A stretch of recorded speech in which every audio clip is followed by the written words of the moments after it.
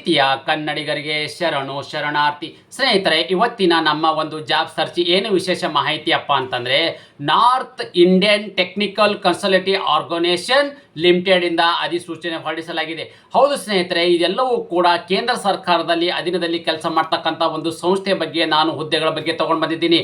ಅಂದರೆ ಇದು ಕೇಂದ್ರ ಸರ್ಕಾರದ ಹುದ್ದೆಗಳಾಗಿರೋದ್ರಿಂದ ಈ ಕೇಂದ್ರ ಸರ್ಕಾರ ಹುದ್ದೆನ ಪಡೆದುಕೊಳ್ಳಬೇಕಾದರೆ ಯಾವೆಲ್ಲ ಕ್ವಾಲಿಫಿಕೇಶನ್ ಹೊಂದಿರಬೇಕಾಗತ್ತೆ, ಯಾವ ವಯೋಮಿತಿ ಒಳಗಡೆ ಇರ್ತಕ್ಕಂಥ ಅಭ್ಯರ್ಥಿಗಳು ಹುದ್ದೆಗೆ ಅರ್ಜಿ ಸಲ್ಲಿಸಬಹುದಾಗಿದೆ, ಆಯ್ಕೆಯಾಗಿರ್ತಕ್ಕಂಥ ಅಭ್ಯರ್ಥಿಗಳಿಗೆ ಪ್ರತಿ ತಿಂಗಳು ಸಿಗ್ತಕ್ಕಂಥ ವೇತನವೆಷ್ಟು, ಇದರ ಬಗ್ಗೆ ಕುಲಂಕುಷವಾಗಿ ನೋಟಿಫಿಕೇಶನ್ ವಿವರವನ್ನು ನಾನು ನಿಮಗೆ ನೀಡ್ತಾ ಇದ್ದೇನೆ.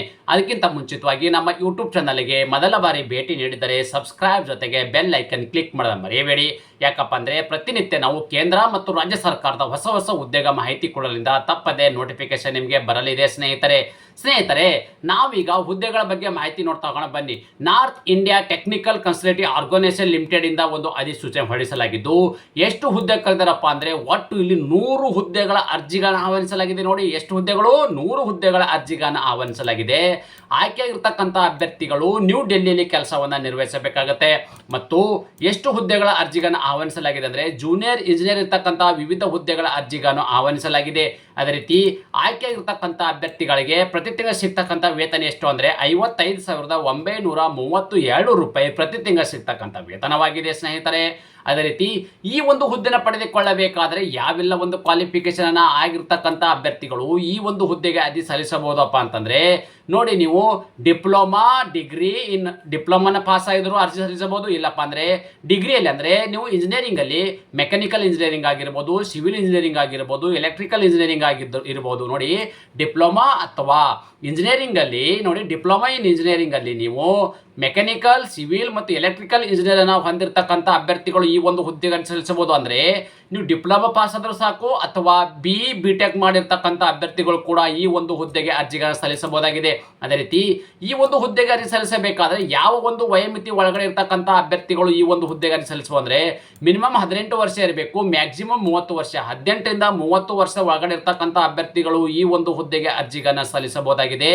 ಈ ಒಂದು ದಿನಾಂಕಕ್ಕೆ ಅನ್ವಯವಾಗುವಂತೆ 1 ಏಪ್ರಿಲ್ 2026ಕ್ಕೆ ಅನ್ವಯವಾಗುವಂತೆ ಮಿನಿಮಮ್ 18 ಇರಬೇಕು, ಮ್ಯಾಕ್ಸಿಮಮ್ ನಿಮಗೆ 30 ವರ್ಷ ಒಳಗಡೆ ಇರ್ತಕ್ಕಂಥ ಅಭ್ಯರ್ಥಿಗಳು ಈ ಒಂದು ಹುದ್ದೆಗೆ ಅರ್ಜಿಗಳನ್ನು ಸಲ್ಲಿಸಬಹುದಾಗಿದೆ. ವಯೋಮಿತಿಯಲ್ಲಿ ಸಡಿಲಿಕೆ ಯಾರೆಲ್ಲ ಅಭ್ಯರ್ಥಿಗಳಿಗೆ ವಯೋಮಿತಿಯಲ್ಲಿ ಸಡಿಲಿಕೆ ನೀಡಲಾಗಿದೆಯಪ್ಪ ಅಂದರೆ, OBC ಅಭ್ಯರ್ಥಿಗಳಿಗೆ 3 ವರ್ಷಗಳ ಕಾಲ ವಯೋಮಿತಿಯಲ್ಲಿ ಸಡಿಲಿಕೆವಿದ್ದು, SC/ST ಅಭ್ಯರ್ಥಿಗಳಿಗೆ ಒಟ್ಟಾರೆಯಾಗಿ 5 ವರ್ಷಗಳ ಕಾಲ ವಯೋಮಿತಿಯಲ್ಲಿ ಸಡಿಲಿಕೆ ನೀಡಲಾಗಿದೆ. ಸ್ನೇಹಿತರೆ, ಅಪ್ಲಿಕೇಶನ್ ಫೀಸು ಅಂದರೆ ಈ ಒಂದು ಹುದ್ದೆಗೆ ಅಪ್ಲಿಕೇಶನ್ ಫೀಸ್ ಎಷ್ಟಿದೆಯಪ್ಪ ಅಂದರೆ, ಜನರಲ್, OBC ಮತ್ತು EWS ಅಭ್ಯರ್ಥಿಗಳಿಗೆ 885 ರೂಪಾಯಿ ಅರ್ಜಿ ಶುಲ್ಕವಿದ್ದರೆ, SC/ST PWD ಅಭ್ಯರ್ಥಿಗಳಿಗೆ 531. ನೋಡಿ, ಜನರಲ್, OBC, EWS ಅಭ್ಯರ್ಥಿ 885 ರೂಪಾಯಿ ಅರ್ಜಿ ಶುಲ್ಕವಿದೆ. SC/ST PWD ಅಭ್ಯರ್ಥಿಗಳಿಗೆ 531 ರೂಪಾಯಿ ಅರ್ಜಿ ಶುಲ್ಕವಿದೆ. ಈ ಅರ್ಜಿ ಶುಲ್ಕವನ್ನು ಹೇಗೆ ಪಾವತಿ ಮಾಡಬೇಕಪ್ಪ ಅಂದರೆ, ನೀವು ಆನ್ಲೈನ್ ಅಪ್ಲಿಕೇಶನ್ ಹಾಕಬೇಕಾದ್ರೆ debit card, credit card, net banking, PhonePe, Google Pay ಮುಖಾಂತರ ಈ ಒಂದು ಅರ್ಜಿ ಶುಲ್ಕ ನೇರವಾಗಿ ಪಾವತಿ ಮಾಡಬಹುದಾಗಿದೆ.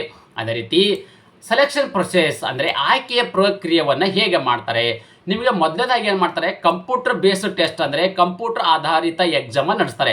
ಆ ಎಕ್ಸಾಮಲ್ಲಿ ಕ್ವಾಲಿಫೈ ಆಗಿರ್ತಕ್ಕಂಥ ಅಭ್ಯರ್ಥಿಗಳನ್ನ ಇಂಟರ್ವ್ಯೂ ಮಾಡಿ ಮೆರಿಟ್ ಆಧಾರದ ಮೇಲೆ ಅಭ್ಯರ್ಥಿಗಳನ್ನ ನೇಮಕಾತಿ ಮಾಡಲಾಗುವುದು.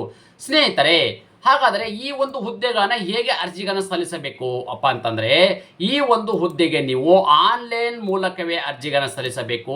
ಈ ಆನ್ಲೈನ್ ಮೂಲಕ ಅರ್ಜಿಗಳನ್ನ ಹೇಗೆ ಸಲ್ಲಿಸಬೇಕು ಎಂಬುದನ್ನು ಹೇಳುತ್ತೇನೆ, ಗಮನಿಸಿ. ಸ್ನೇಹಿತರೆ, ಇಂಪಾರ್ಟೆಂಟ್ ಡೇಟ್ಸ್ ಬಗ್ಗೆ ನಾವು ಮಾಹಿತಿ ನೋಡೋಣ ಬನ್ನಿ. ಮೊದಲನೇದಾಗಿ ನೋಡಿ, ತಾವು ಗಮನಿಸ್ತಿದ್ರಿ ಇಂಪಾರ್ಟೆಂಟ್ ಡೇಟ್ಸ್ ಅಂದರೆ ಅಪ್ಲಿಕೇಶನ್ ಪ್ರಾರಂಭ ದಿನಾಂಕ ಯಾವಾಗಪ್ಪ ಅಂತಂದರೆ 1/4/2026 ಪ್ರಾರಂಭವಾಗಿದ್ದು, ಅರ್ಜಿ ಸಲ್ಲಿಸಲು ಕೊನೆಯ ದಿನಾಂಕ ಯಾವಾಗಪ್ಪ ಅಂದರೆ 8 ಏಪ್ರಿಲ್ 2026 ಅರ್ಜಿ ಸಲ್ಲಿಸಲು ಕೊನೆಯ ದಿನಾಂಕ ಇರ್ತಕ್ಕಂಥದ್ದು.